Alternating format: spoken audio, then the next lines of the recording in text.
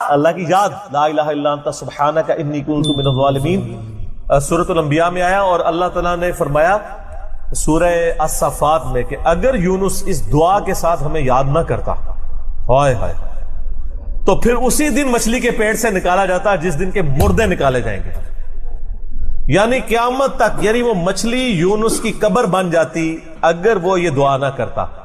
اس سے کئی رزلٹ نکلے۔ ایک تو رزلٹ یہ نکلا کہ یہ دعا اللہ کو اتنی محبوب ہے کہ وہ اللہ جس کا جلال اتنا ہے کہ وہ اپنے پیغمبر کو بھی کہہ رہا ہے کہ تو نے قیامت والے دن ہی نکلنا تھا، کہ مجھے اتنا غصہ ہے تیرے اوپر، گناہ کے اوپر نہیں، لغزش کے اوپر، وہ غصہ بھی ٹھنڈا ہو گیا۔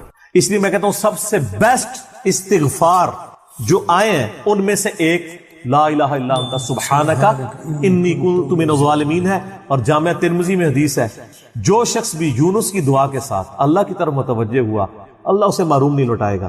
یہ اسماء اعظم میں سے ہے، اور قرآن میں بھی ہے کذالک ننجی المؤمنین، مومنین کو بھی ہم نجات دیں گے جو یہ یونس کی طرح دعا مانگے گا۔ یہ تو قرآن میں بھی ذکر ہے۔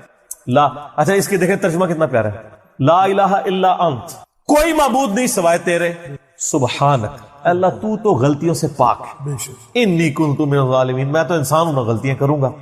یار اس سے بہتر انداز ہو سکتا ہے کہ یا اللہ تو تو غلطی اس لیے نہیں کرتا کہ تو تو پاک ہے، تو پاک تو صرف تو ہے، مخلوق تو اس لیول پہ پاک ہو ہی نہیں سکتی، اس لیے ورنہ تو ہم مخلوق کو بھی سبحان پیغمبروں کے ساتھ بھی لگا رہے ہوتے۔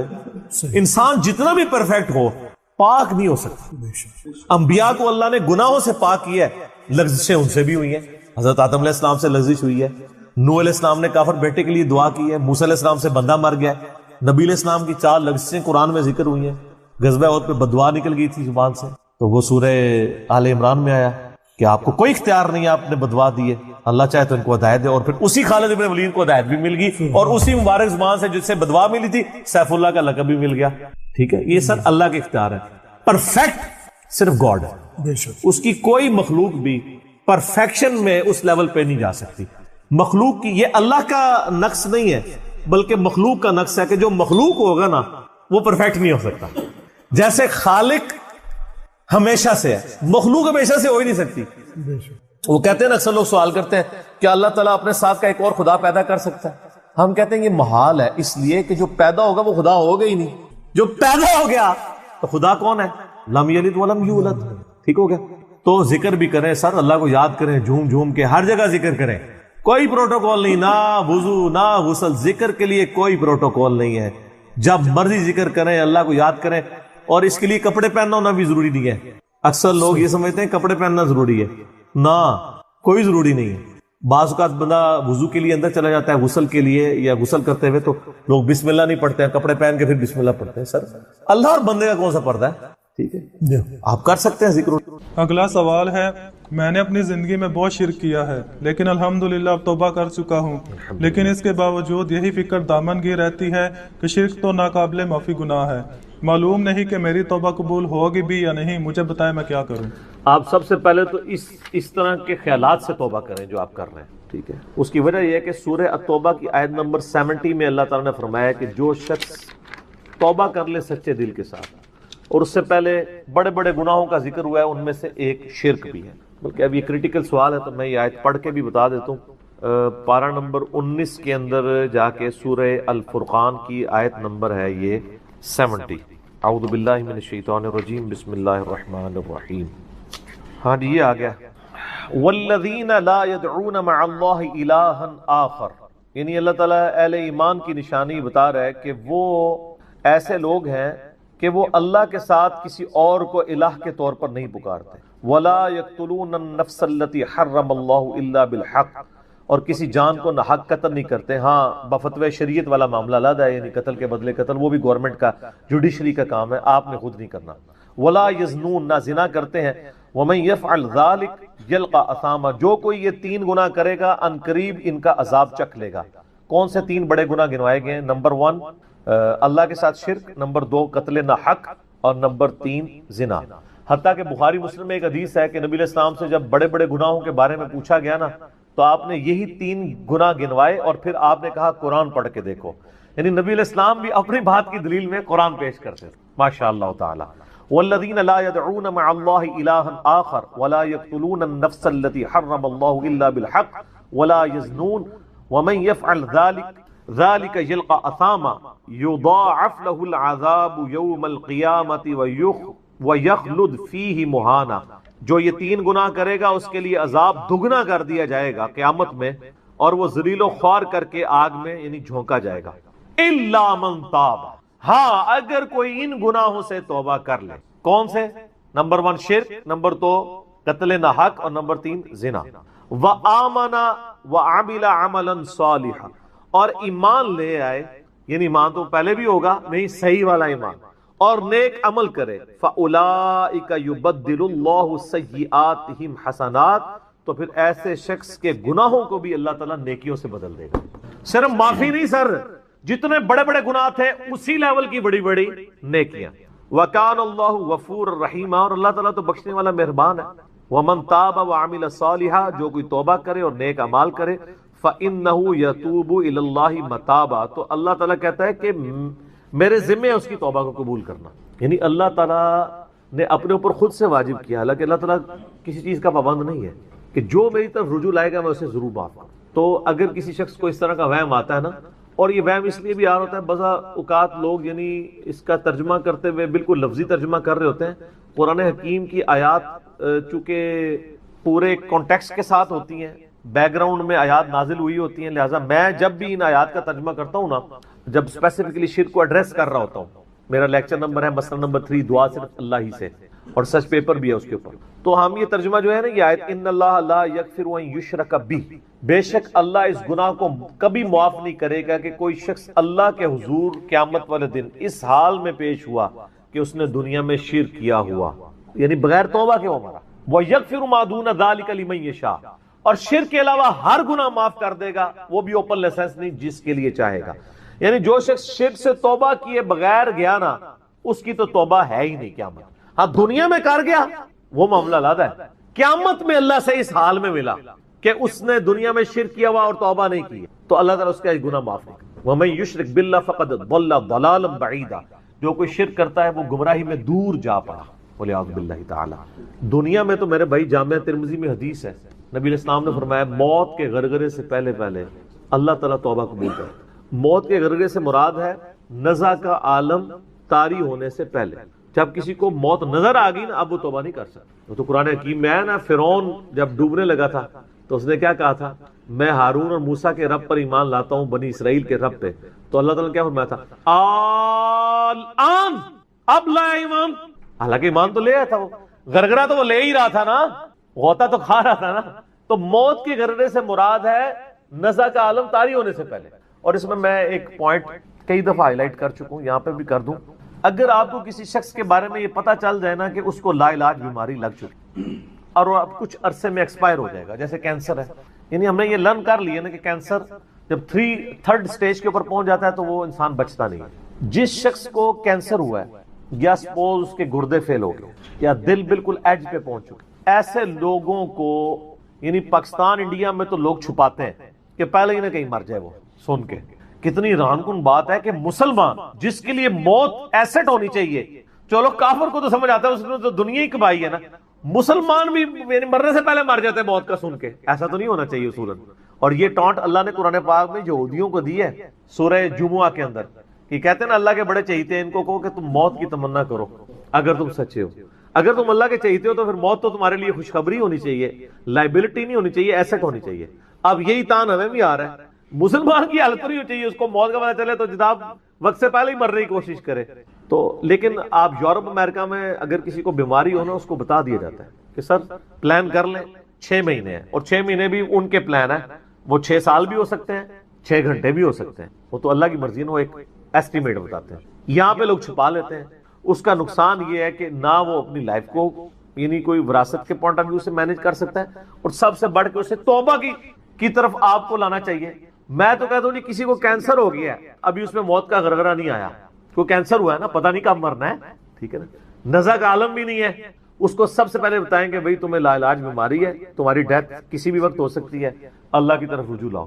سر اس نے پوری زندگی بھی عیاشی کی تھی نا، وہ اپنی آخرت مینج کر سکتا، وہ تو خیر کر سکتا ہے، ہمیں بھی اپنی آخرت مینج کرنی چاہیے روزانہ.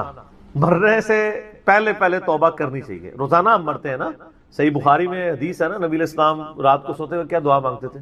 اللہم باسمک اموت و احیا, میں تیرے نام پر مرتا اور جیتا ہوں, یعنی سوتا اور جاگتا ہوں. کیونکہ صحیح بخاری میں حدیث ہے موت جو ہے وہ نیند کی بہن ہے. اور جب آپ صبح اٹھتے ہیں تو وہ بھی صحیح بخاری میں دعا ہے, الحمدللہ الذی احیانا بعد ما اماتنا والیہ النشور. تمام تعریفیں اس اللہ کے لیے ہیں جس نے مجھے مرنے کے بعد زندہ کیا, یعنی موت کے بعد زندہ, اور میں نے پلٹ کے اس کی طرف جانا ہے. تو رات کو سونے سے پہلے توبہ کریں. اور سب سے بیسٹ توبہ تو وہ بخاری مسلم میں حدیث ہے, جس نے رات میں سورۃ البقرہ کی آخری 2 آیات پڑھ لی اسے ہر چیز سے کفایت کر جائیں گی. آمن الرسول بما انزل الیہ من ربہ والمؤمنون کل آمن باللہ وملائکتہ وکتبہ ورسلہ لا نفرق بین احد من رسلہ وقالوا سمعنا واطعنا غفرانک ربنا والیک المصیر لا یکلف اللہ نفسا الا وسعها. آنورڈ. اس میں تجدید ایمان بھی ہے, اللہ پر ایمان, کتابوں پر, فرشتوں پر. اس کے بعد دعائیں ہیں, ربنا لا تؤاخذنا ان نسینا واخطانا. اس کے اندر توبہ شامل ہے. سب سے بیسٹ تجدید ایمان جو ہے سورہ بقرہ کی آخری 2 آیات ہیں. اور یہ ہمارے وظیفے میں ہم نے بلو کارڈ کے اوپر بھی لکھا ہے کہ نبی علیہ السلام نے فرمایا, اور یہ حدیث بخاری مسلم دونوں میں, جو شخص رات کو سونے سے پہلے سورۃ البقرہ کی آخری 2 آیات پڑھ لے, اس میں جو کچھ اللہ سے مانگا ہے وہ اس کو دے دیا جائے گا. یہ بھی الفاظ ہے. تو اس میں کیا کچھ مانگا ہوا ہے؟ تو تجدید ایمان. پھر صحیح بخاری میں حدیث ہے کہ نبی علیہ السلام فرمایا جو صبح یقین کے ساتھ ایک دفعہ پڑھ لے سید الاستغفار, اور شام سے پہلے اگر مر گیا سیدھا جنت میں جائے گا. اور اگر شام کو پڑھ لیا پورے یقین کے ساتھ, یقین سے مراد ہے کہ باقی توبہ کا اس کا ارادہ ہوا, صبح سے پہلے مر گیا سیدھا جنت. اللہم انت ربی لا الہ الا انت خلقتنی وانا عبدک وانا علی عہدک ووعدک ما استطعت اعوذ بک من شر ما صنعت ابوء لک بنعمتک علی وابوء بذنبی فاغفر لی فانہ لا یغفر الذنوب الا انت. یہ سید الاستغفار ہے. تو یہ وہ ہے توبہ جو روزانہ کرنی چاہیے, نزا سے پہلے پہلے, یعنی صبح بھی پڑھے شام کو پڑھے. بلکہ مسند البزار میں صحیح سند کے ساتھ ہے کہ نبی صلی اللہ علیہ وآلہ وسلم ہر فرض نماز کے بعد بھی سید الاستغفار پڑھتے ہیں. ہر فرض نماز کے بعد ایک تو ہم پڑھتے ہیں نا, اللہ اکبر استغفر اللہ استغفر اللہ استغفر اللہ, اللہم انت السلام منک السلام تبارک یا ذا الجلال والاکرام. اس کے بعد آپ سید الاستغفار آیت الکرسی بھی پڑھیں. آیت الکرسی کے بارے میں بھی آیا ہے سنن نسائی الکبریٰ کے اندر صحیح سند کے ساتھ, ہم نے گرین کارڈ میں ڈالا ہے کہ جو شخص آیت الکرسی فرض نماز کے فوراً بعد پڑھے گا مرتے ہی جنت میں جائے گا. لیکن نماز پڑھے گا, خالی آیت الکرسی نہیں, نماز کے فوراً بعد, تو نماز بھی اس کو پڑھنی چاہیے. تو اس طرح یعنی تجدید ایمان والا یہ معاملہ بھی کرنا چاہیے, اور یہ وہم ہی نہیں بننا چاہیے کہ اللہ تعالیٰ معاف نہیں کرے گا. صحیح بخاری اور مسلم دونوں میں حدیث ہے کہ میں اپنے بندے کے گمان کے قریب ہوں. جو بندہ میرے لیے گمان کرتا ہے میں ویسا ہوں اس کے. جو شخص یہ کہتا ہے اللہ مجھے معاف نہیں کرے گا تو اس کو واقعی اللہ معاف نہیں, اور جو کہے گا کہ اللہ تعالیٰ مجھے معاف کر دے گا اسے اللہ معاف کر. تو انشاءاللہ تعالیٰ یہ کبھی ایسا نہیں کرنا چاہیے اللہ تعالیٰ سے نا امیدی والا معاملہ. آپ اپنے رب کے وعدوں پر, نبی صلی اللہ علیہ وسلم کے وعدوں پر یقین رکھیں کہ جس شخص نے سچے دل سے توبہ کی ہے اس کی نہ صرف توبہ قبول ہوگی سورۃ الفرقان آیت نمبر 70 کے تحت, بلکہ اس کے گناہوں کو بھی نیکیوں سے بدل دیا جائے گا. تو اللہ تعالیٰ رجوع لانے والوں کو پسند فرماتا ہے. بار بار رجوع لاتے رہنا چاہیے. اللہ تعالیٰ سے اپنے آپ کو آزاد نہیں کرنا چاہیے. نیکی کی ہو یا نہ کی ہو, گناہ کیا ہو یا نہیں کیا, یہ علیحدہ سے بات ہے. نبی علیہ السلام سے بڑھ کر کون نیک ہو سکتا ہے. صحیح بخاری میں حدیث ہے کہ میں بھی روزانہ 70 سے زیادہ دفعہ اپنے رب کی طرف استغفار لے کے آتا ہوں, استغفر اللہ و اتوب الیہ. نبی علیہ السلام, اور یہ 70 کا عدد آپ نے کثرت کے لیے بولا ہے. عربی میں 70 کا مطلب 70 ڈیجٹ نہیں ہوتا. 70 کا مطلب 1000 دفعہ بھی ہو سکتا ہے, 10,000 دفعہ بھی ہو سکتا ہے, 100 دفعہ بھی ہو سکتا ہے. کثرت کے لیے بولا جاتا ہے. تو استغفار تو بندے کی ضرورت ہے, یہ اللہ سے ایک نیکی ہے, اور ہر چیز کے ساتھ استغفار اٹیچ ہے. آپ دیکھیں کہ محفل سے اٹھنے کی جو دعا ہے اس میں استغفار ہے, سبحانک اللہم بحمدک اشہد ان لا الہ الا انت استغفرک و اتوب الیک. سنن نسائی میں حدیث ہے. پھر سنن نسائی الکبریٰ میں حدیث ہے کہ نبی علیہ السلام وضو کے بعد بھی یہ دعا پڑھتے تھے, سبحانک اللہم بحمدک اشہد ان لا الہ الا انت استغفرک و اتوب الیک. اور فرمایا یہ پڑھ لو تو یہ اللہ تعالیٰ قیامت کے دن تک کے لیے اس کو سنبھال کے رکھ دے گا, تمہیں اس کے عوض نیکیاں ملیں گی. ٹھیک ہے نا. تو رجوع اللہ, استغفار, ہر وقت اللہ کی طرف رجوع لاتے رہنا. اور سب سے بیسٹ یہ ہے کہ نماز کے تشہد کی آخری جو دعائیں والا پورشن ہے نا اس میں استغفار مانگیں, کیونکہ صحیح بخاری میں حدیث ہے جب درود شریف تشہد میں پڑھ چکو اس کے بعد جو چاہو اپنے رب سے مانگو. سجدوں میں بھی مانگیں. صحیح مسلم میں حدیث ہے سجدے میں انسان اپنے رب کے سب سے زیادہ قریب ہوتا ہے. تم خوب رب سے دعائیں مانگا کرو, اور نبی علیہ السلام نے دعا بھی سکھا دی ہے، بخاری اور مسلم دونوں میں ہے کہ نبی علیہ السلام رکوع اور سجدے میں پڑھتے تھے سبحانک اللہم و بحمدک اللہم اغفر لی، یہ ہمارے وہ اذکار میں لکھا نا سبحانک اللہم و بحمدک اللہم اغفر لی، تو اس میں دعا ہی ہے نا۔ پھر دو سجدوں کے درمیان میں رب اغفر لی رب اغفر لی ہے۔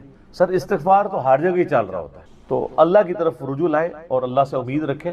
دنیا میں کسی نے توبہ کر لی تو موجہ ہی موجہ، یہ آخرت کے لیے معاملہ ہے۔ تو شرک، یار آپ نے کیا شرک کیا ہوگا جو صحابہ کرام نے قبول ایمان سے پہلے کیا؟ سر صحیح مسلم میں حدیث ہے 321 نمبر، میں نے کربلا والے ریسرچ پیپر میں ڈالی، بڑی لمبی حدیث ہے۔ عمر بن عاص رضی اللہ تعالیٰ عنہ کہتے ہیں کہ جب مجھے یہ اندازہ ہوا کہ اب نبی علیہ السلام یعنی غلبہ پائیں گے، یعنی اللہ نے ان کا سینہ اسلام کے لیے کھول دیا، اسلام قبول کرنے کے لیے نبی صلی اللہ علیہ وآلہ وسلم کی خدمت میں حاضر ہوئے، تو خود ہی بتاتے ہیں، اور انہوں نے اپنے نزع کے عالم میں موت کے وقت میں اپنے بیٹے کو، بڑی لمبی بڑی رکت انگیز حدیث ہے، میرا یوٹیوب پہ کلپ بھی ہے، عمر بن عاص کی موت کے وقت اشک بار آنکھوں سے سننے والی۔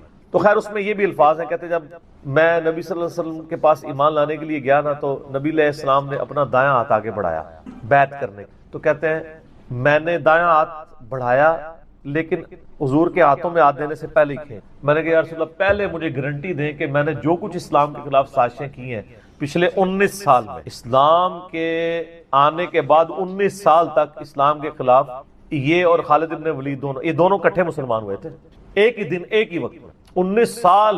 پھر اسلام کی حالت میں انہیں 19 سال نہیں ملے ہیں حضرت خالد ابن ولید، کفر میں ملے ہیں، اسلام میں تھوڑا وقت ملا ہے۔ تو حضرت عمر بن عاص کہتے ہیں میں نے ہاتھ کھینچ لیا، میں نے کہا یا رسول اللہ پہلے گارنٹی دے میرے سارے گناہ معاف ہو۔ تو آپ صلی اللہ علیہ وسلم نے فرمایا کہ اے عمر، کیا تجھے نہیں پتا کہ اسلام پچھلے کے سارے گناہوں کو معاف کر دیتا ہے، اور اللہ کی راہ میں ہجرت پچھلے کے سارے گناہوں کو معاف کر دیتی ہے، اور حج مبرور پچھلے کے سارے گناہوں کو معاف کر۔ تو یہ اسلام لے کر آنا کتنی بڑی دولت ہے۔ تو یہ تجدید ایمان کرنا، کلمہ پڑھ کے یہ اپنا تجدید ایمان والا معاملہ بھی کرتے رہنا چاہیے، یہ بھی ایک توبہ کا ذریعہ ہے۔ اللہ سے امید رکھیں، اللہ کو اصل میں باغی پسند نہیں ہے، جو گناہ کر کے توبہ کر لیتے ہیں نا وہ اللہ کو بڑے پسند ہیں، اتنے پسند ہیں کہ ایک بڑی عجیب و غریب روایت ہے صحیح بخاری اور مسلم میں، صحیح مسلم میں ذرا زیادہ ڈیٹیل ہے کہ نبی علیہ السلام فرماتے ہیں اگر تم گناہ کرنا چھوڑ دو گے تو اللہ تعالیٰ تمہیں ختم کر دے گا، اور ایسی مخلوق لے کے آئے گا کہ جو گناہ کرتی ہو اور اللہ ان کو معاف کر کے خوشی محسوس کرے۔ اچھا اس کو بعض لوگوں نے دوسری طرف لے لیا، ان کا جی اللہ تعالیٰ گناہوں سے بڑا خوش ہوتا ہے، نہیں نا، اصل میں یہ بتانا چاہ رہے تھے نبی صلی اللہ علیہ وآلہ وسلم کہ انسان کے اندر بلٹ ان فالٹ رکھا گیا ہے کہ وہ غلطی کرے گا، اصل مسئلہ یہ ہے کہ وہ آدمی بنے۔ آدم نے اپنی غلطی کو جسٹیفائی کیا نہیں، جب غلطی کی تو کیا کہا ربنا ظلمنا انفسنا وان لم تغفر لنا وترحمنا لنکونن من الخاسرین، معاف کر دیا اللہ نے۔ شیطان نے اپنی غلطی کی جسٹیفیکیشن دینا شروع کر دی، میں ایسے بہتر ہوں، تو نے اس کو مٹی سے بنایا، مجھے آگ سے بنایا ہے، میں اس کو کیسے سجدہ کروں۔ جو اپنی غلطی کی جسٹیفیکیشن دے وہ شیطان ہوتا ہے، اور جو اپنی غلطی کی جسٹیفیکیشن دیے بغیر سیدھی معافی مانگ لے وہ آدمی ہوتا ہے۔ ہم کہتے ہیں نا آدمی، آدم کے ساتھ اس کی نسبت مضبوط ہو جاتی ہے۔ تو رجوع اللہ، تو وہ نبی علیہ السلام یہ بتانا چاہ رہے تھے کہ ایسی مخلوق جو گناہ نہ کرے وہ تو آلریڈی اللہ کے پاس موجود ہے، فرشتے۔ اللہ نے انسان اور جن کو ایسی مخلوق بنایا ہے جو اپنی ول سے اپنے رب کو چوائس کرے، فَأَلْهَمَهَا فُجُورَهَا وَتَقْوَاهَا، ان میں یعنی برائی کا مادہ بھی رکھ دیا، اچھائی کا بھی، وہ خود اپنی عقل ایز اے انسٹرومنٹ یوز کر کے یہ اللہ تعالیٰ کو خود سے وہ چوز کرے۔ ایسی مخلوق اللہ کو چاہیے تھی۔ سر یہی وہ چیز ہے جیسے انسان فرشتوں سے افضل ہو جاتا ہے، اور میں اکثر کہا کرتا ہوں کہ یہ وہ دولت ہے جو جبرائیل کے پاس بھی نہیں ہے۔ سر جبرائیل مجھ سے اگر میرا ایمان ایکسچینج کرنا چاہے نا، میں نہیں کرتا۔ جبرائیل نے خدا کو مانا ہے خدا کی مرضی سے، اور میں نے خدا کو مانا ہے اپنی مرضی سے، اس کا کوئی ایکویلنٹ نہیں۔ اسی لیے انسان اشرف المخلوق ہے، اسی لیے انسان کو اللہ نے اتنا درجہ ہے فرشتے سے بہتر انسان بننا، مگر اس میں لگتی ہے محنت زیادہ۔ انسان بنے، آدمی بنے، یہ نہ ہو کہ اولئک کالانعام بل هم اضل، جو سورۃ الاعراف میں ہے کہ وَلَقَدْ ذَرَأْنَا لِجَهَنَّمَ كَثِيرًا مِنَ الْجِنِّ وَالْإِنسِ، جنوں اور انسانوں کی اکثریت دوزخ کے لیے ہی پیدا ہوئے ہیں۔ یہ اللہ نے ایکسپرٹ اوپینین دیا، یہ نہیں ہے کہ میں نے دوزخ کے لیے ان کو بنایا۔ ساتھ یہ ہے کہ ہم نے ان کو کام دیے تھے، یہ سنتے نہیں، سننے کا سا نہیں سنتے، آنکھیں دی تھی دیکھتے نہیں، دیکھنے کا سا دیکھتے نہیں، یعنی عبرت والا، اور عقل دی تھی، دل دیے تھے، آپ عقل کر لیں ترجمہ، دل کر لیں، وہ سوچتے نہیں ہیں۔ اولئک کالانعام بل هم اضل، یہ تو چوپایوں کے مانند ہے بلکہ ان سے بھی بدتر ہے، جو آنکھ، کان اور عقل کو یوز کر کے حق بات تک نہیں پہنچتے۔ وَلَا تَقْفُ مَا لَيْسَ لَكَ بِهِ عِلْمٌ 10 کمانڈمنٹس میں سے 9 کمانڈ کیا ہے؟ سورہ بنی اسرائیل آیت نمبر 36. اے انسان کسی چیز کی پیروی اس وقت تک مت کرنا جب تک تجھے اس کے بارے میں ڈیفینیٹ علم حاصل نہ ہو جائے. ان السمع والبصر والفؤاد كل اولئک کان عنہ مسئولا. بے شک کان، آنکھیں اور عقل ان کے بارے میں پوچھا جائے گا. تم نے ان کو یوز کر کے حق بات تک پہنچنے کی کوشش کیوں نہیں کی ہے؟ اچھا ہم کوشش ماشاءاللہ کر رہے ہیں لیکن دنیا میں حق بات تک پہنچنے کی. میں آپ سے ایک چھوٹا سا سوال کرتا ہوں. آپ موٹر بائک پہ جا رہے ہو، دن کے وقت آپ نے ہیڈ لائٹ کھولی ہوئی ہو، سامنے سے آپ کو کوئی یوں اشارہ کرے تو آپ اسے گالی سمجھیں گے؟ فوراً ہیڈ لائٹ آف کریں گے. لیکن معذرت کے ساتھ آپ کوئی دینی غلطی کر رہے ہو اور آپ کو کوئی ہائی لائٹ کرے تو آپ اس دینی غلطی کے ہائی لائٹ ہونے کو اسی اشاری کی طرح سمجھیں گے یا آگے سے اس کو پڑھ دیں گے؟ جہاں تو یہی ہوتا ہے، پڑھ دیتے ہیں. اسی لیے اکثر لوگ بتانا ہی چھوڑ گئے ہیں. وہ کہتے ہیں یار کہ دسیے کتنے بوڑھے ہو چکے ہیں، وضو کرنے کا طریقہ نہیں، یہاں تک صرف بازو اوپر کیا ہوتا ہے، ان کو پتہ نہیں کون یوں سمیت دھونا ہے. سال لوگ دیکھ رہے ہوتے ہیں، کہتے ہیں یار چھوڑ. حالانکہ وہی بندہ اس وقت گڑھے میں گرنے لگے نا تو کتنے لوگ اس کو پکڑانے کے لیے آ جائیں گے، کیونکہ وہ فزیکلی نظر آ رہا ہوگا نا. آخرت کا گڑھا نظر نہیں آ رہا نا، انسان کہتا ہے خیر ہے. یہی ہمدردی ہماری آخرت کے پوائنٹ آف ویو سے بھی ہونی، اور یہی حوصلہ ہمیں سننے کے اعتبار سے بھی ہونا چاہیے. میں اکثر کہتا ہوں کہ دنیا میں اگر آپ کو گالی دے کے بھی آپ کے دنیا کے نفع کی کوئی بات کرے نا، فلانا ٹنگیا تو اتنے بیٹھے ہیں، ادھر تو اناؤنسمنٹ ہوئی ہے کہ جناب جو اپنا شناختی کارڈ لے کے آ جائے تو اس کو راشن فری مل رہا ہے، تو آپ کو اس دوست کی گالی یاد آئے گی کہ یار بڑی مہربانی، بعد میں بھی آ کے بھی شکریہ ادا کریں گے. لیکن وہی دوست آپ کو پیار محبت سے بات سمجھائے کہ یار یہ تم غلط کر رہے ہو، آپ اس کو کتے کی طرح پڑ جاتے ہیں. اور کوئی نہیں تو کہتے ہیں اس کو تمیز ہی نہیں بات کرنے کی. دنیاوی طور پہ وہ گالی نکال کے بھی دنیاوی فائدے کی بات کرے تو آپ تمیز کو نہیں دیکھتے، اور آپ کے آخرت کے فائدے کی بات وہ لجاجت سے بھی کرے تو آپ کہتے ہیں تمیز سے نہیں بات کر رہا. اصل میں آپ نے خود کبوتر کی طرح آنکھیں بند کی ہوئی ہیں. بلی کو غائب کرنا چاہتے ہیں لیکن بلی غائب نہیں ہوگی، تھوڑی دیر بعد آپ کی گردن مروڑ لے، بولے اعوذ باللہ تعالی. یعنی یہ ایک انسان کے اوپر ایک موت کی تلوار تو لٹک رہی ہے نا. ٹھیک ہو گیا؟ تو ان کو کہ بے فکر ہے، توبہ قبول ہے انشاءاللہ تعالی. اگلا سوال، کیا فرض نماز کے بعد 3 بار استغفر اللہ کے بعد ایک دفعہ سید الاستغفار بھی پڑھ سکتے ہیں؟ یہ بدعت تو شمار نہیں ہوگا. نہیں، کوئی بدعت نہیں ہوگا. صحیح مسلم میں حدیث ہے کہ نبی علیہ السلام فرض نماز کے بعد 3 دفعہ استغفر اللہ پڑھتے تھے اور پھر ایک دفعہ پڑھتے تھے اللہم انت السلام و منک السلام تبارکت یا ذا الجلال والاکرام. اور بخاری اور مسلم دونوں میں ہے کہ فرض نماز کا مکمل ہونا نبی علیہ السلام کی ہم تکبیر کی آواز سے پہچانتے تھے، یعنی بلند آواز سے آپ اللہ اکبر کہتے تھے. پہلے ایک دفعہ اللہ اکبر بلند آواز سے کہنا ہے، پھر 3 دفعہ آہستہ آواز میں استغفر اللہ. یہ ہمارے اہل حدیث بھائی جو ہیں اس سنت پہ عمل کر رہے ہیں، لیکن وہ استغفر اللہ بھی اونچا بولتے ہیں. استغفر اللہ اونچا بولنا خلاف سنت ہے، صرف اللہ اکبر بلند آواز. اور دوسری طرف علماء عرب ہیں، انہوں نے اپنے اذکار کارڈ میں سے اللہ اکبر نکال ہی دیا ہوا ہے، وہ صرف استغفر اللہ پڑھتے ہیں. اور جب ان سے پوچھیں کہ یار اللہ اکبر نہیں پڑھتے، وہ کہتے ہیں نہیں، یہ جو بخاری مسلم میں ہے نا کہ نبی علیہ السلام بلند آواز سے تکبیر پڑھتے تھے، تو تکبیر سے مراد استغفر اللہ ہے. دیکھیں آپ بندہ کو ضد میں، استغفر اللہ کس عربی ڈکشنری میں تکبیر ہے؟ اگر آپ نہیں مانتے تو ہم آپ کو علم الکلام اور فقہ والا جواب دیتے ہیں. بخاری مسلم میں حدیث ہے، حضرت ابو ہریرہ کہتے ہیں کہ نبی علیہ السلام جب نماز شروع کرتے تو تکبیر کہتے، جب رکوع میں جاتے تو تکبیر کہتے، جب رکوع سے سر اٹھاتے تو سمیع اللہ لمن حمیدہ ربنا ولک الحمد کہتے، جب سجدے میں جاتے تو تکبیر کہتے، جب سجدے سے سر اٹھاتے تو تکبیر کہتے. تو کیا وہ استغفر اللہ کہتے تھے؟ کہتے نہیں، وہ اللہ اکبر ہی ہوتا تھا. تو بخاری مسلم میں جو ہے کہ نماز کا ختم ہونا میں تکبیر کی آواز سے پہچانتا تھا، تو وہ بھی پھر استغفر اللہ نہیں، تکبیر ہی ہے. یہ میں نے فقی علماء عرب کو بھی دی تھی، اور وہ بڑے ضد میں ہیں. وہ کسی کارڈ کے اوپر ان سے جو عربی کارڈ بھی چھپ کے آتے ہیں نا، آپ لوگ اگر دیکھیں نا وہ اللہ اکبر نہیں لکھا ہوتا. یہ تو شکر ہے دارالاسلام والوں نے، چونکہ انٹرنیشنلی سب سے بڑا ادارہ ہے اہل حدیث کا، انہوں نے جو اذکار والے چھاپے ہیں اس میں اللہ اکبر چھاپا ہے، تو یہ عام ہوا ہے. ورنہ پاکستان کے اہل حدیث بھی اس کے اندر مبتلا ہو گئے تھے. اب ایون یہاں جو عرب ملکوں سے اہل حدیث آتے ہیں نا، وہ اللہ اکبر نہیں اونچا کہتے ہیں، وہاں پہ ٹرینڈ نہیں ہے، وہ سنت ہی کھا گئے ہوئے. دیکھو ایک سوال میں کتنے جواب دیتے ہیں.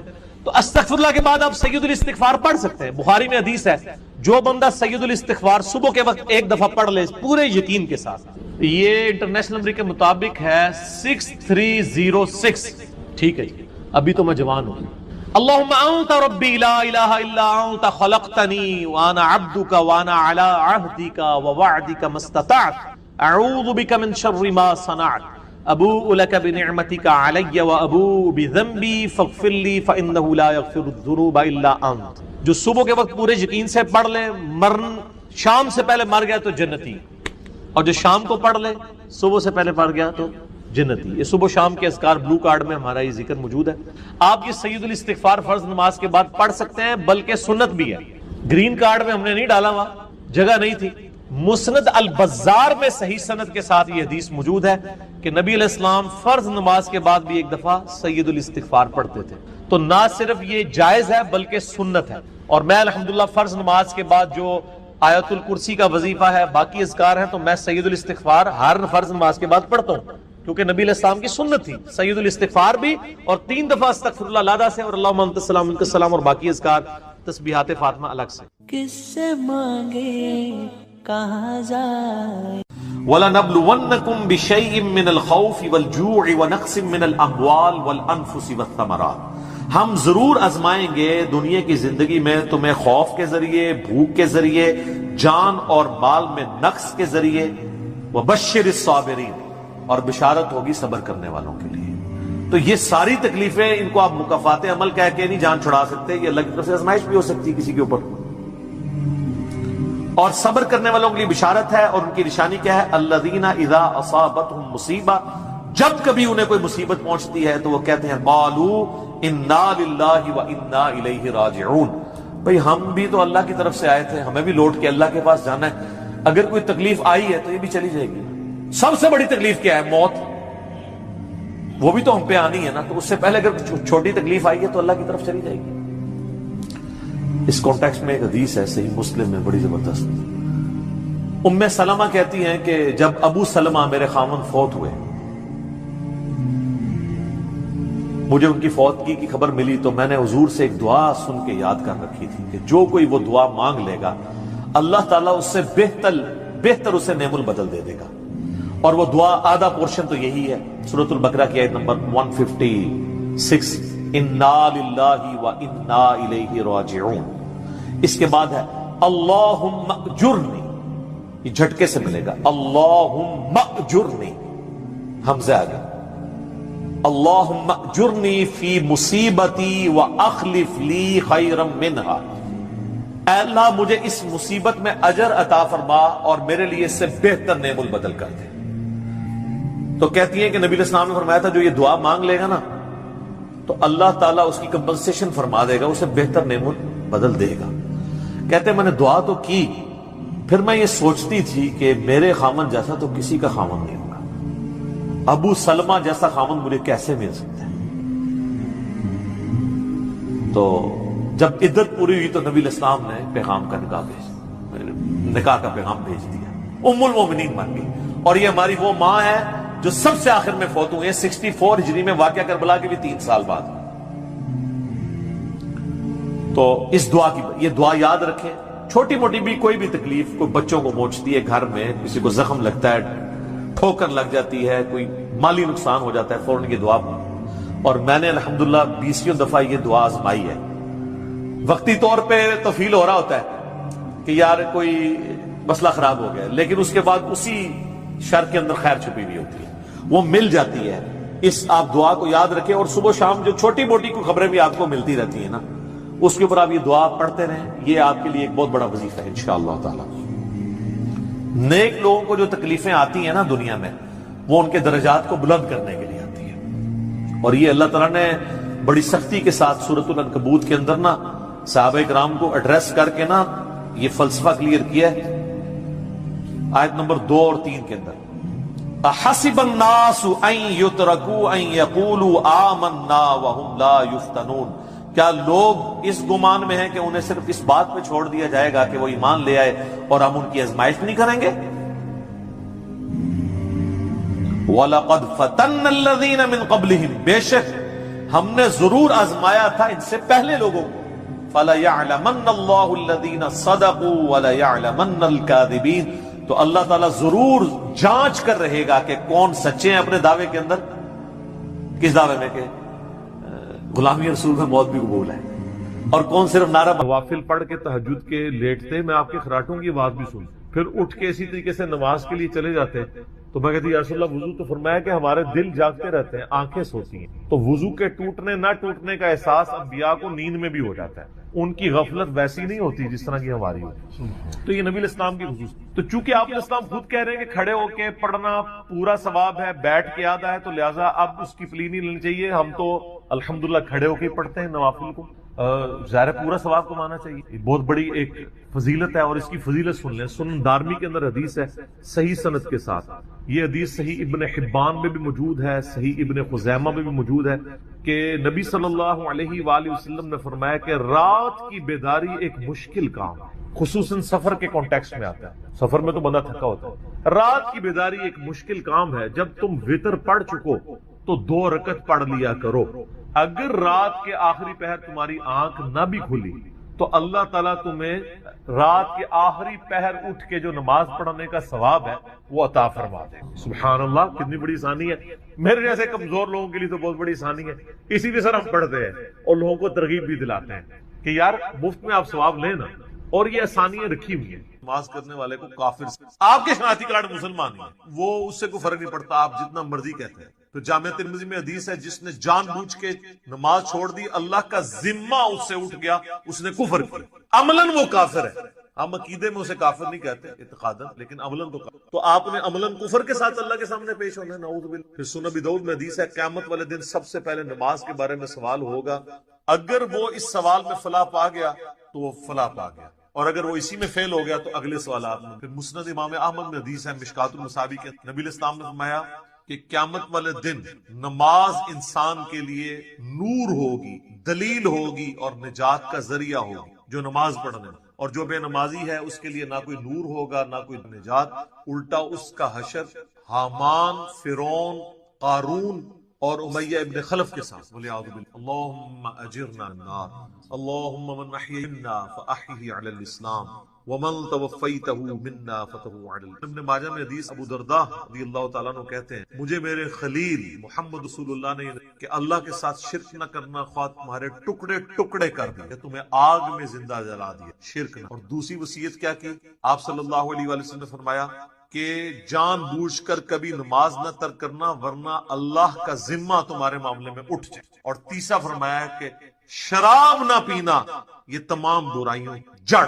اب یہ کئی لوگ کلپ دیکھیں گے چاہے وہ کورونا کے ڈر سے ہی دیکھ لیں، ان کے لیے میں آسانی کے طور پہ نماز کی ترغیب کے اعتبار سے بتا دوں کہ میرے بھائیوں دن رات میں صرف 17 رکعتیں آپ پڑھ لیں. کتابوں کے خدا نے ہمیں جو بتایا ہے نا آپ کی پرسش کو، صرف 17 رکعتیں، 2 فجر کی، 4 ظہر کی، 4 عصر کی، 3 مغرب. باقی سب نفلی باتیں آپ انہیں سنت موقدہ کہہ دیں، آپ انہیں وطر کہہ دیں، آپ نوافل کہہ دیں. جو اوبلیگیٹری نماز ہے نا جس کی پرسش ہونی ہے وہ 17 رکعتیں، جس پہ سنی شیعہ کا اجماع ہے. اس کی سپورٹ میں حدیث بخاری مسلم دونوں میں حدیث ہے. ایک دیہاتی شخص نبی علیہ السلام کے پاس آیا، اس نے کہا یا رسول اللہ مجھے کوئی عمل بتائے. آپ نے فرمایا کہ اللہ تعالیٰ کے ٹھہراؤ، صرف اسی کی عبادت میں داخل ہو جاؤ گے. 5 وقت کی فرض نماز کو قائم رکھو، فرض زکوٰۃ ادا کرو اور فرض روزے رکھو. حج اس وقت تک فرض نہیں ہوا تھا. یہ 4 باتیں آپ نے ارشاد فرمائی. شرک نہیں کرنا، شرک پہلی چیز ہے پہلی جس تو بچنا ہے. اس کے بعد نماز، نماز، فرض زکوٰۃ اور فرض روزہ. اس نے کہا یا رسول اللہ صلی اللہ علیہ وسلم نہ میں اس میں کوئی زیادہ کروں گا نہ اس میں کوئی کمی کروں گا، یعنی میں نے سے زیادہ بھی نہیں پڑھنی کم بھی نہیں پڑھوں گا. اور یہ بات کہتا ہوا وہاں سے نکل گیا. نبی علیہ السلام فرمایا کسی نے جنتی کو دیکھنا ہے شخص. اچھا اسی کو سپورٹنگ ایک اور طریق ہے بخاری اور مسلم، وہی بخاری مسلم دونوں میں ہے کہ اس طرح نجد کا رہنے والا ایک پینڈو شخص جو پرانگدہ حالت تھی جس کی حضور کے پاس آیا، تو وہ اسی لیے آیا کہ اللہ کے نبی علیہ السلام کے اوپر ایمان لے کر آئے. تو اس نے پوچھا یا رسول اللہ بتائیں اسلام کیا ہے؟ تو آپ نے فرمایا اسلام یہ 5 وقت کی فرض نماز کو قائم رکھ. اس نے کہا یا رسول اللہ فرض کے علاوہ بھی ہے کچھ؟ فرمایا ہاں نفل ہیں، وہ تمہاری مرضی، اگر پڑھنا چاہو تو پڑھ لو. اور یاد رکھیے گا احادیث میں سنت کی ٹرم یوز نہیں ہوتی ہے، یہ محدثین کی ٹرم ہے. سنتیں جو ہم موقدہ پڑھتے ہیں ان کو بھی نفل کہا جاتا ہے. نفل ان کہا جاتا ہے اضافی نماز. انفال مال غنیمت اضافی مال، نفل کا مطلب اضافی چیز. پھر نبی علیہ السلام نے فرمایا کہ فرض زکوٰۃ ادا کرو. اس نے کہا رسول اللہ فرض زکوٰۃ وہ 2.5%. اس کے علاوہ فرمایا اس کے علاوہ نفلی صدقات وہ تمہاری مرضی کر لو، نہیں کرنا چاہیے. پھر آپ فرمایا فرض روزے رکھو رمضان کے. کہا رسول اللہ اور روزے؟ فرمایا وہ نفلی روزے ہیں تمہاری مرضی، منڈے کا، تھرسڈے کا، ایام 20 کے روزے جو بھی ہیں وہ رکھنا چاہو تمہاری مرضی ہے، لیکن فرض ہی. اس نے کہا کہ اس رب کی قسم جس کے قبضے کوئی جان ہے، نہ میں اس میں کوئی زیادتی کروں گا بس جتنا دسیا اس تو اگے نہیں میں نہ اس میں کمی کروں. اور یہ وہ صحابہ کہتے ہیں یہ کہتا ہوا وہاں سے نکل گیا تو آپ صلی اللہ علیہ وآلہ وسلم نے فرمایا کہ اگر یہ اپنی بات پہ قائم رہا تو یہ نجات پا گیا. یہ بالکل کلیئر کٹ ہے کہ فرض نماز آپ نے قائم رکھی. اچھا لوگوں کو یہ بات سمجھ نہیں آتی تو میں نے ان کے لیے اینٹی وینم اور پھکی تیار کی کہ کبھی آج تک کسی نے کہا ہے کہ جو پیر اور جمعرات کا روزہ نہ رکھے اس کے رمضان کے روزے قبول ہی نہیں ہوں. تو یہ نفلی روزے نہیں سنت روزے ہیں. ایام 20 کے 13 14 15 کے بخاری مسلم میں حدیث ہے کہ چاند کی 13 14 15 کو آپ علیہ السلام نے کبھی روزے نہیں چھوڑے. یہ سنت موقدہ ہیں یہ والے بھی روزے. کبھی کس نے کہا جو یہ نہ رکھے اس کے رمضان کے نہیں ہوں گے. کبھی کس نے کہا جو عام صدقہ خیرات نہیں کرتا اس کی زکات بھی قبول نہیں ہوگی. الٹا یہ تو بڑے بڑے لینڈ لارڈ کو کہہ رہے ہوتے ہیں بس زکات دیں پھر کم چک کے رکھو جو مرضی, سانو بس مدرسے نو زکات دے دو تہاڈا مال پاک ہو گیا. 2.5% ہی دے دو. نماز کے بارے میں کیوں ساتھ رکھتے ہیں اور ایڈ کرتے ہیں؟ چھڑی عشاء کی 17 رکعتاں دس دتیاں نے صرف عشاء کی, حالانکہ دن رات میں 17 رکھتے تھی. 2 فجر 4 ظہر 4 عصر 3 مغرب 4 عشاء. انہوں نے کتنا ظلم کیا اور لوگوں نے نماز پڑھنی چھوڑ دی. الحمدللہ ہماری ویڈیوز کی برکت سے ہزاروں لوگوں نے نماز شروع کی ہے جب ان کو یہ آسانی پتہ چلی کہ یار اصل نماز تو یہ ہے جس کا سوال ہونا ہے. پھر دوسری سہولت ہم نے دے دی نماز جمع کرنے والی کہ بھئی مسلم شریف میں اوپر تلے 10 احادیث ہیں 1629 سے آن ورڈ کہ اللہ کے نبی علیہ السلام نے بغیر خوف کے, بغیر بارش کے اور مدینہ شریف میں بغیر سفر کے ظہر اثر کی نماز جمع کی اور مغرب اور عشاء کی. تابعین نے پوچھا کیوں کیا تو ابن عباس نے کہا تاکہ امت کے لیے آسانی ہو جائے اور کوئی تنگی باقی نہ. پھر بھی اگر ان کو زیادہ تکلیف ہے تو کم از کم جو مسئلہ یہ خود مانتے ہیں کہ ظہر آخری وقت میں اور عصر پہلے وقت میں آپ پڑھ سکتے ہیں. مثلا آج کل آلموسٹ کو 3:45 بجے عصر کا وقت داخل ہو رہا ہے تو اگر کوئی شخص 3:40 پہ یا 3:35 پہ ظہر پڑھ لے اور 3:45 عصر کا وقت داخل ہوتے ہی عصر کی نماز پڑھ لے تو وہ اپنے اپنے وقت میں ادا کر رہا ہے. اس میں جمع کرنے والا بھی جو حنفی گناہ بتاتے ہیں وہ بھی نہیں شمار ہوگا. اس طرح ہی بتا دیتے کم از کم بچوں والی عورتوں کو تو آسانی ہوتی نمازیں جمع کرنے والی آسانی اور خالی فرض اس کی وجہ سے لوگ اللہ کے اور ڈیٹیل میرے کلپ اس کے اوپر موجود ہیں. نمازوں کو جمع کرنا کیا حرام ہے؟ میں نے ساری احادیث HD کیمرے میں ڈسپلے کی ہیں. ہر طرح سے جمع کر سکتے ہیں. ظہر کے ساتھ عصر, عصر کے ساتھ ظہر, درمیان میں بھی کر سکتے ہیں. جمع تقدیم بھی, جمع تاخیر بھی, جمع سوری. اس طرح مغرب کے ساتھ عشاء یا عشاء کے ساتھ مغرب یا درمیان میں بھی. آپ فجر کو الگ پڑھنا تو بلکہ ہمارے تو ایک ملک صاحب نے ملکین بھی ایجاد کی ہوئی ہے کہ آپ اذان مغرب سے آدھا گھنٹہ پہلے ظہر اثر کو جمع کر لیں اور مغرب کا وقت داخل ہوتے ہی مغرب عشاء کر لیں چاروں کٹھی. اگر کوئی واقعی مجبور ہے جس طرح آج کل کورونا کی وبا ہے اور ڈاکٹرز کے لیے ٹائم نکالنا یا ہمارے پرائم منسٹر کے لیے یا جو لوگ ان ڈیوٹیز میں لگے ہیں ٹائم مشکل ہے تو وہ ملکین بھی پڑھ. ویسے یہ نام اس کا ربو ہی ٹھیک پہ گیا. ویسے تو ملک صاحب نے نا یہ بادشاہاں دی نماز جن کو ٹائم نہیں ہوتا ملکین دو طریقے نال ٹھیک ملکین تو وہ آپ پڑھیں. لیکن میں ایک انصاف کروں, ابو داؤد میں ایک حدیث ہے کہ نبی الاسلام فرمایا قیامت والے دن اگر کسی شخص کے فرضوں میں کمی نکلی تو اللہ تعالیٰ فرشتے کہے گا کہ اگر اس کی عبادت ہے تو وہ فرضوں سنت نہیں نفلی. یہاں سے بھی پتا چلے گا کہ سنت کو نفلی کہا جاتا ہے ٹرم میں حدیث کی ٹرم. تو سنت موقدہ اگر آپ پڑھنا چاہتے ہیں ضرور پڑھیں, یہ آپ کو فائدے ہی پہنچائیں گے. اور کئی لوگوں نے فرض شروع کیا آہستہ آہستہ خود بخود سنت کے اوپر آ گئے. لیکن شروع میں آپ لوگوں کو تکلیف میں ڈالیں گے نا تو یہ آپ جاتے ہیں. وہ بخاری مسلم میں حدیث ہے کہ نبی علیہ السلام فرمایا جو فرض کے علاوہ 12 رکعتیں پڑھ لے اسے جنت میں محل ملے. 4 ظہر سے پہلے, 2 ظہر کے بعد, 2 مغرب کے بعد, 2 عشاء کے بعد اور 2 فجر سے پہلے. کے اوپر میرے لادہ سے اور باقی وطر جو ہے وہ یعنی سنت موقدہ وہ بھی ہے. سنن کبری البیہقی میں, المصنف ابن ابی شیبہ میں مولا علی کا قول ہے کہ وطر سنت ہے سنت ہے سنت ہے پڑھ لو. بخاری میں موجود ہے قاسم بن محمد بن ابی بکر کہتے ہیں کہ میں نے صحابہ کرام کو 3 رکعت وطر پہ پایا, البتہ ایک پڑھنے میں حرج نہیں, جواز کی حد تک پسندیدہ نہیں. ویسے تو نہ بھی پڑھے کوئی مسئلہ نہیں ہے, فرض نماز ہے. اور اگر کوئی بالکل سست ہے تو ایک ہی پڑھ لے. الموطا امام مالک میں فاتح ایران سعد ابن ابی وقاص کے بارے میں امام مالک نے نقل کیا ہے کہ وہ پوری زندگی عشاء کی 5 رکعتیں پڑھتے تھے, 4 فرض اور 1 نہیں, پوری زندگی. تو ان کے اوپر تو کوئی فتویٰ نہیں لگا کہ سنت موقدہ چھوڑ دی ہے. اچھا اب ہم یہ حدیثیں نکالتے ہیں تو یہ کہتے ہیں یار یہ عوام کے سامنے تو نہیں گلاں کرتی ہیں. سر عوام کے سامنے ہی تو کرنی چاہیے. خواص تو پہلے ہی اللہ کے فضل سے اتنی نمازیں پڑھ رہے ہیں, وہ تو پڑھتے رہیں گے. عوام الناس تو پڑھتی کوئی نہیں ہے, ان کو پڑھانے کے لیے باتیں کرنی پڑ رہی ہیں. یا تو کہ میرے کہنے سے لوگوں نے تہجد اشراق چاہ چھوڑ دی ہو یا میں نے خود چھوڑ دی ہوئی ہو, پھر تو آپ کو بلیم کریں. اور اگر کوئی چھوڑ بھی دیتا ہے تو اس کے اوپر کوئی اس طرح کی گرفت تو نہیں ہے. لیکن جو نہیں پڑھ رہے جی کئی لوگوں نے یعنی خود رابطہ کر کے کہا کہ جی ہمارے گھر والے نماز نہیں, جب سے پتہ چلا تو یہ کہ یار فرض رکھتے ہی پڑھنی ہے. پھر آہستہ آہستہ کئی لوگوں نے کہا آہستہ آہستہ پھر شوق پیدا ہوا. انہوں نے جو ظلم کر کے اتنی لمبی لمبی رکھتے لوگوں کو بتائی ہیں اور اس کی وجہ سے لوگ متنفر. تو چلیں یہ کرونا شر میں سے یہ خیر نکلی کہ ہم نے آپ کو کئی ایک باتیں بتا دی ہیں، اذان سے لے نماز سے لے. اور یہ آج کل گورنمنٹ کی بندی ہے، آپ کو پتا ہے یورپ اور امریکہ میں تو ظاہر ہے وہ نماز پڑھ رہے ہیں، ہر نماز کے ساتھ اذان بھی اقامت، اور اس کے ساتھ آپ نماز پڑھیں، چھڑیاں زانا نہ دو. اور یہاں پہ میں اسلامی بہنوں کے لیے ایک مسئلہ بتا دوں، وہ اکثر ہوتے ہیں کہ اذان کا انتظار کرنا ضروری ہے. نہیں، جیسے ہی آپ کے ٹائم ٹیبل کے مطابق ٹائم داخل ہو جائے نماز کا، اذان جماعت قائم کرنے کے لیے ہے، اقامت جماعت قائم کرنے کے لیے. نماز چونکہ بچوں اور عورتوں پہ جماعت واجب نہیں ہے، جیسا ہی داخل ہوا ہے، جس طرح آج جہلم میں وقت آلموسٹ 12:13 پہ داخل ہوا ہے ظہر کا، تو اذانیں تو یہاں پہ 1:45 شروع ہوتی ہے، کیونکہ 1 بجے نماز ہوتی ہے، 1:30 بجے 1:30 والے 1:15 دیتے ہیں، تو آپ 12:15 نماز پڑھ سکتے ہیں. ٹائم داخل ہونا ضرور. تو یہ ایک شرعی مسئلہ میں نے بتا دیا.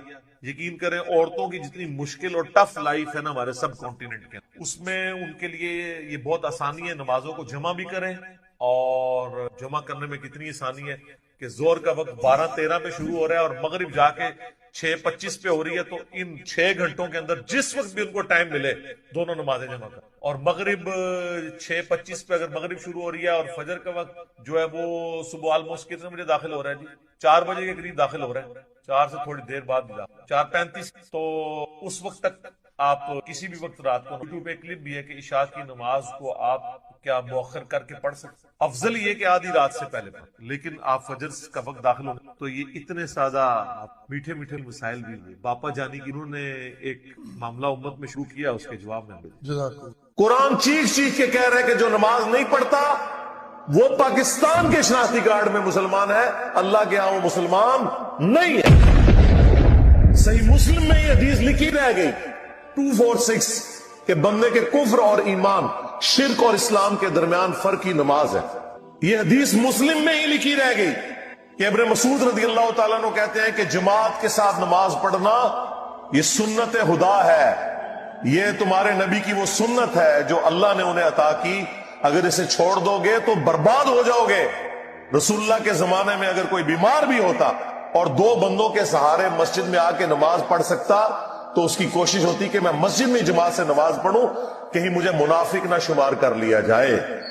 جماعت چھوڑنے پر رسول اللہ کے زمانے میں سمجھا جاتا تھا صلی اللہ علیہ وآلہ وسلم کہ بندہ منافق ہے.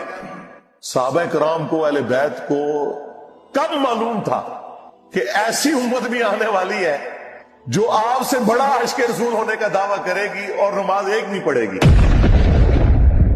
تو وہ کہتے یار یہ تو بڑا آسان اسلام ہے. تو یہ حدیثیں تو مسلم شریف میں لکھی رہ گئی، پریکٹیکلی کس نے عمل کیا اس کے اوپر؟ یہ حدیث ترمذی میں لکھی رہ گئی کہ ہمارا اور منافقین کا عہد نماز کی بنیاد پہ ہے، جس نے نماز چھوڑی اس نے کفر کیا. یہ صحابہ کرام علیہ رضوان کا فتویٰ ترمذی میں ہی رہ گیا. عبداللہ بن شقیق تابعی کہتے ہیں کہ صحابہ کرام علیہ رضوان تارک الصلاح کے سوا کسی کی تکفیر نہیں کرتے تھے، صرف بے نمازی کو وہ کافر سمجھتے تھے، باقیوں کو وہ تمام غلطیوں کے باوجود مسلمان تصور کرتے تھے. اب اندازہ کریں، یہ ترمذی میں لکھا رہ گیا جناب. ہاں ہم جب چیخ چیخ کے یہ باتیں بیان کرتے ہیں لوگ کہتے ہیں یار یہ کس قسم کی باتیں کر رہے ہیں، یہ کہاں پہ لکھی ہوئی ہے؟ سرکار کتابوں میں لکھی ہوئی ہے. یہی تو ہم آپ سے کہہ رہے ہیں کہ مرنے سے پہلے اے مسلمان کر لے اس پہ غور، کتابوں کا خدا اور ہے، بابوں کا خدا اور. یہ حدیث ابو داؤد میں ہی لکھی رہ گئی کہ بچہ جب 7 سال کا ہو جائے تو اسے نماز کا حکم دو، اور نہ پڑھے 10 سال کی عمر میں اسے سزا بھی دو، اور 10 سال کے بچوں کے بستر بھی الگ کر دو. یہ ابو داؤد میں لکھی رہ گئی حدیث. عمل کس نے کیا؟ یہ حدیث ابن ماجہ میں لکھی رہ گئی کہ نبی علیہ السلام نے فرمایا اے معاذ اللہ کے ساتھ شرک نہ کرنا، خواہ تمہارے ٹکڑے ٹکڑے کر دیے جائیں، تمہیں قتل کر دیا جائے، سولی دے دیا جائے یا آگ میں زندہ جلا دیا جائے، شرک نہ کرنا. یہ پہلی نصیحت. اسی حدیث میں دوسری نصیحت نماز نہ چھوڑنا. تمہارا اللہ کے ساتھ عہد نماز کی بنیاد پہ ہے، اگر تم نے نماز چھوڑ دی تو اللہ کا ذمہ اٹھ گیا تم سے. اور تیسری چیز فرمایا شراب نہ پینا یہ تمام برائیوں کی جڑ ہے. تو یہ حدیثیں تو لکھی رہ گئی سرکار. یہ حدیث مسند احمد میں ہی لکھی رہ گئی کہ نبی علیہ السلام نے فرمایا کہ نماز قیامت کے دن نمازی کے لیے دلیل، نجات اور نور ہوگی، اور جو نماز نہیں پڑھتا قیامت کے دن نہ اس کے لیے کوئی دلیل ہوگی اللہ کے حضور بچنے کی نہ نجات اور نہ کوئی روشنی، نور جو پولیس رات سے گزرنے کے لیے قرآن میں آیا نا وہ نور. اور پھر نبی اسلام نے فرمایا کہ بے نمازی کا حشر اسی حدیث میں آتا ہے. فرعون، قارون اور حامان اور امیہ ابن خلف کے ساتھ ہوگا. ہاں جی، کچھ بھی ہے تیرے محبوب کی امت سے ہے. محبوب تو پہلے ہی بتا گیا کہ بے نمازی تیرا حشر تو فرعون کے ساتھ ہونا ہے، تیرا حشر قارون کے ساتھ ہونا ہے، امیہ ابن خلف کے ساتھ ہونا ہے. اور یہ تو میں آپ کو صرف ایک بات کر رہا ہوں. اب اگر میں قرآن کی توحید بیان کرنا شروع کروں تو قرآن کے پہلے صفحے کا ٹیسٹ دنیا کے کروڑوں مسلمان پاس نہیں کر سکتے. ایاک نعبد و ایاک نستعین، یہ قرآن میں لکھا رہے گا. ماشاءاللہ فجر کی نماز میں یہ پڑھ کے نکلتا ہے اور مسجد کے ساتھ جو دربار ہے ریگولرلی حاضری دے کے اس بابے سے بھی مانگ کے گھر آتا ہے. تو کیا نماز تو پڑھی؟ تو مسلمان ہے، تیری ہر نماز کی ہر رکعت میں تو یہ نہ پڑھے تیری نماز ہی نہیں ہوتی. ایاک نعبد و ایاک نستعین، اے اللہ عبادت بھی تیری کریں گے، دعا بھی تجھی سے مانگیں گے، مدد بھی تجھی سے مانگیں گے. یہاں مدد مانا دعا کے، لیکن یہاں مولویوں نے پھر پٹی پڑھا دی. ان کا نہیں جی امی سے روٹی نہ مانگے. اندازہ کریں قرآن کا مذاق اڑا رہے ہیں، حالانکہ انہیں پتہ ہے کہ قرآن میں یہ آیت موجود ہے وَتَعَاوَنُوا عَلَى الْبِرِّ وَالتَّقْوَى وَلَا تَعَاوَنُوا عَلَى الْإِثْمِ وَالْعُدْوَانِ، نیکی اور پرہیزگاری کے کاموں میں ایک دوسرے کی مدد کرو اور برائی میں الگ رہو. قرآن نے بتایا ہے کہ اللہ نے دنیا کو اسباب کے ساتھ جوڑا ہوا ہے. یہاں ایاک نستعین میں دعا کے اعتبار سے بتایا جا رہا تھا کہ غیر اللہ سے نہیں کرنی. ظاہری اسباب کا تو قرآن میں حکم ہے، لیکن دیکھ لیں. اور پھر جس شان سے اللہ تعالیٰ نے سورۃ النمل میں ذکر کیا، حیران کن بات آپ کو بتاؤں، اہل تشیع کے ہاں صبح و شام کی دعاؤں میں سنت اذکار میں سورۃ النمل کی آیت نمبر 62 پڑھی جاتی ہے. ترجمہ نہیں کا بھی کسی نے پڑھا. اور ہمارے جن اسٹوڈنٹس نے پڑھا جو شیعہ مکتب سے تعلق رکھتے تھے، کیونکہ میں نے اس آیت کو اتنی دفعہ کوٹ کیا، انہوں نے کہا ہم تو یہ صبح شام پڑھتے ہیں. ترجمہ پڑھا تو انہوں نے کہا یار یہ آیت پڑھ کے بھی سب سے زیادہ شرک ہم کر رہے تھے، کیونکہ اس آیت کے اندر کیا لکھا ہے؟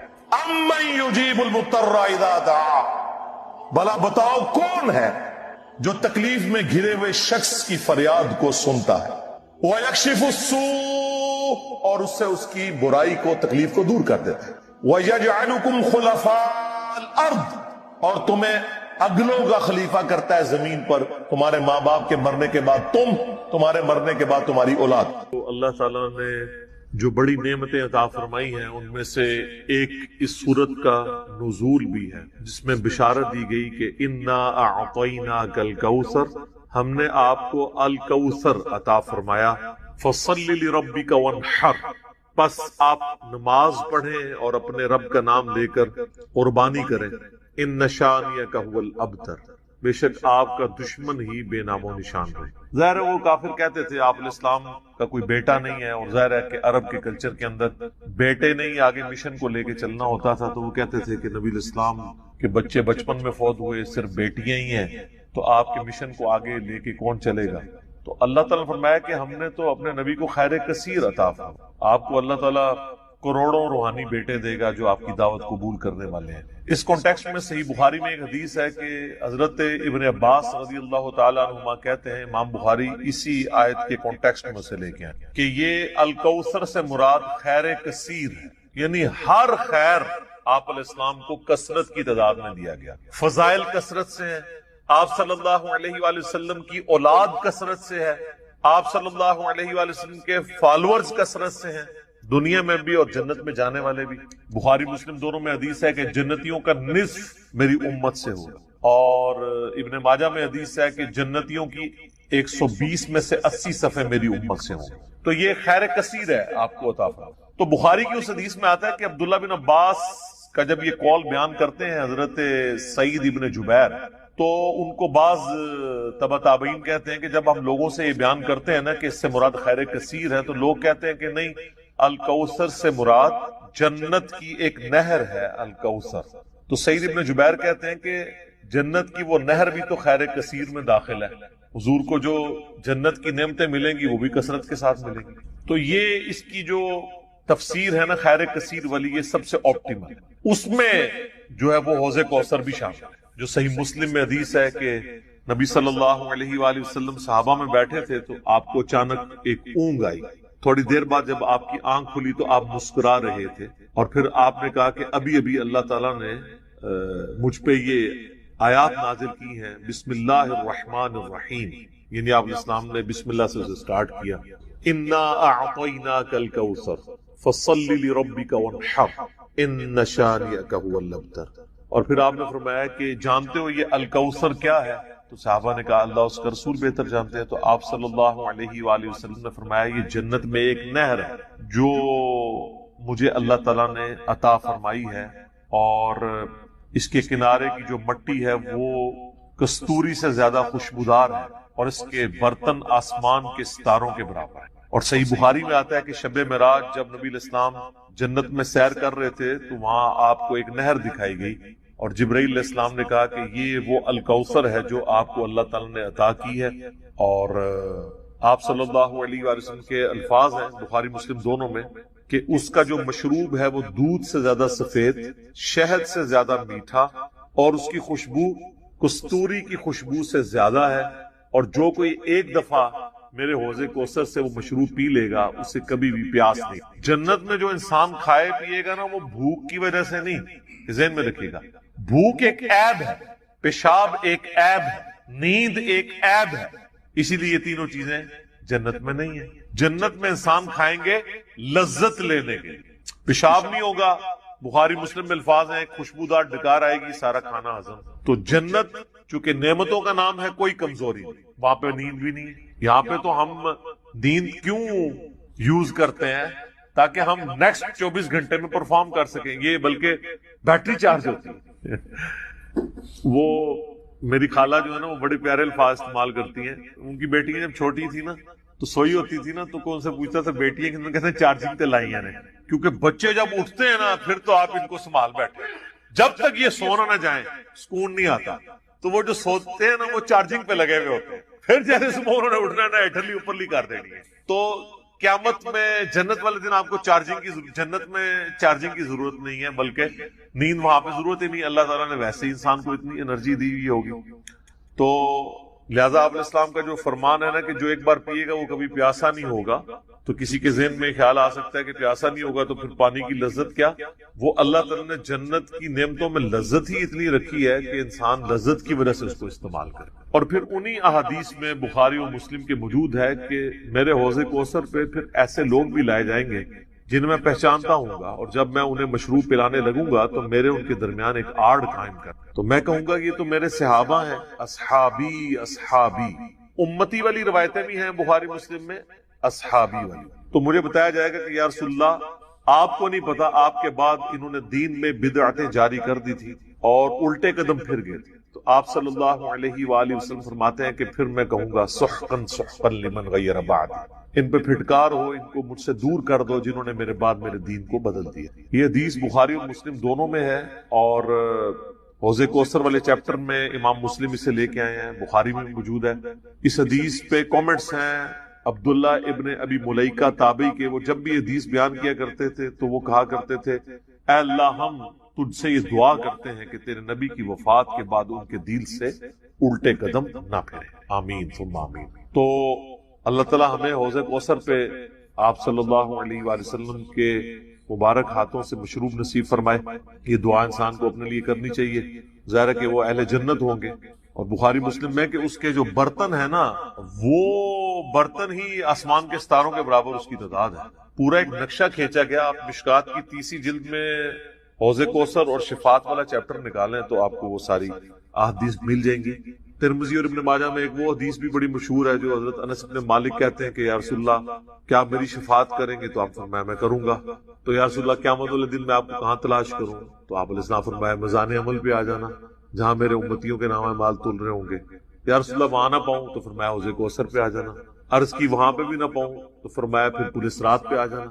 کہا وہاں پہ بھی نہ پاؤں تو آپ فرمایا میں ان 3 جگہوں کے سوا کہیں اور نہیں ہوں گا. یا میں حوض کوثر پہ ہوں گا اپنے پیاسی امتیوں کو مشروب پلا رہا ہوں گا، یا پھر میزان عمل پہ ہوں گا شفاعت کے لیے، یا پھر میں پل صراط پہ ہوں گا اپنے امتیوں کے لیے سلامتی کی دعا کرنا. تو یہ 3 جگہ ہیں جہاں پہ آپ صلی اللہ علیہ وآلہ وسلم کو قیامت والے دن تلاش کیا جا سکتا ہے انشاءاللہ تعالی.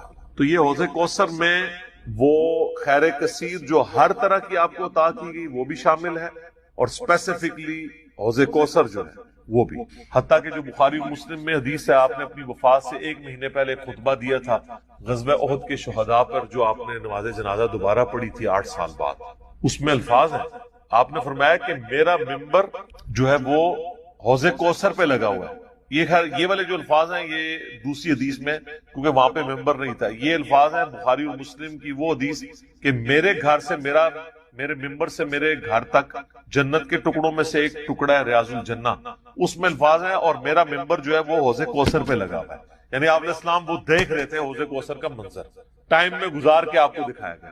وہ جو بخاری مسلم کی وہ والی حدیث ہے عقبہ بن عامر والی، جو شہدائے احد پہ آپ نے 8 سال بعد جنازہ پڑھا اپنی وفات سے 1 مہینہ پہلے، اور عقبہ ابن عامر کے الفاظ ہیں یہ آخری دفعہ میں نے رسول اللہ کو ممبر پہ دیکھا، اس کے بعد میں نے آپ کو نہیں دیکھا. تو اس میں الفاظ ہیں، آپ نے فرمایا کہ میں اپنے حوض کوثر کو اس وقت بھی دیکھ رہا ہوں، اور دیکھنا میرے بعد جو ہے وہ مجھے تم سے ہی خطرہ نہیں کہ تم شرک میں مبتلا ہو جاؤ گے، بلکہ مجھے خطرہ ہے کہ تم دنیا کے مال میں پڑ جاؤ گے اور پھر اس کی لالچ میں ایک دوسرے کو قتل کرو گے اور تم بھی تباہ و برباد ہو جاؤ گے جس طرح اگلی قومیں تباہ و برباد ہو. تو اس میں بھی حوض کوثر کے الفاظ موجود. اور پھر میرے ایک ربلا والے ریسرچ پیپر میں بھی آپ کو پتا ہے ایک حدیث ہے جو میں نے حوض کوثر کا ذکر اس حدیث کے اندر بھی موجود ہے. جب وہ سنن ابی داؤد کی ایک حدیث ہے نا، وہ عبید اللہ ابن زیاد کے پاس ایک وہ آتا ہے، ہاں یہ ابو داؤد کے اندر 4749 ہے.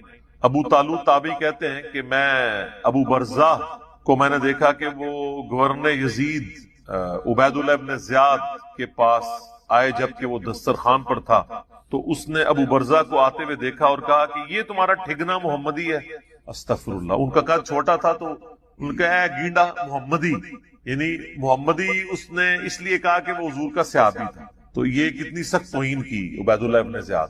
یہ وہی خبیث ہے جس کے بارے میں بخاری میں 3748 نمبر حدیث ہے، جس میں امام بخاری نے حسین کے ساتھ علیہ السلام لکھا ہے کہ یہ حضرت حسین کے حسن میں کلام کرنے لگا تو انس بن مالک نے کہا کہ رسول اللہ کے سب سے زیادہ مشابہت رکھنے والے حسین تھے. یہ وہی عبید اللہ ابن زیاد ہے. تو یہ صحابہ کے گستاخ ہیں، آل امیہ ہیں، یہ بنو امیہ کے خدمت گار. تو اب آپ دیکھیں جب اس نے یہ بات کی نا تو حضرت ابو برزہ اس کی تنزیہ بات کو سمجھ گیا. آپ نے فرمایا مجھے گمان نہیں تھا کہ میں ایسے لوگوں کے دور حکومت تک زندہ رہوں گا جو مجھے رسول اللہ کی صحبت پر